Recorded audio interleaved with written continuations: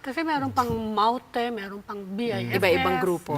Meron pa rin Abu Sayyaf is still around. Right. How big is the threat they pose? Well, in fact, our concern is that with the mainstreaming of the Moro Islamic Liberation Front, the normalization, demobilization, the laying down of the firearms, eventually there will be a void left into the traditional domain of the Moro Islamic Liberation Front. Now, this is where the question, who would fill in that void given that there are still existing radical groups Loose arms. in the area? Because extremism is still alive, Precisely. right? And how much is the twist of MILFs in terms of its new tactics of using parliamentary struggle in terms of advancing the traditional Moro right to self-determination?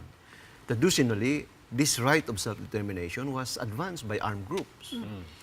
Now, if the void is left that big and that the radicals are just around, would they now take the lead of advancing the traditional mode of Moro struggle for self-determination? So will we see a rather continuing cycle of mainstreaming new group, then leading into the birth of another group, and so on and so forth? So are we just seeing a recurrence of the same cycle, just as we had seen in the past? So this is a legitimate question.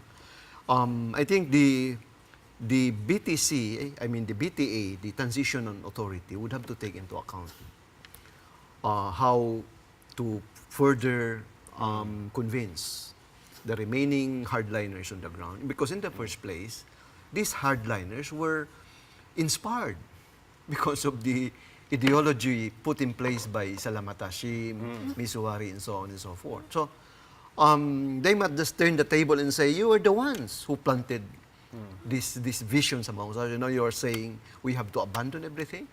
This is the same question when the BIF was formed, the same question when the Abu Sayyaf was formed, and so on and so forth. So I think there has to really be an effective, comprehensive policy that the Moro Islamic Liberation Front, through the Bangsamoro Transition Authority, that it has something to do so that that void will not really fall into the hands You of think that cycle can be broken?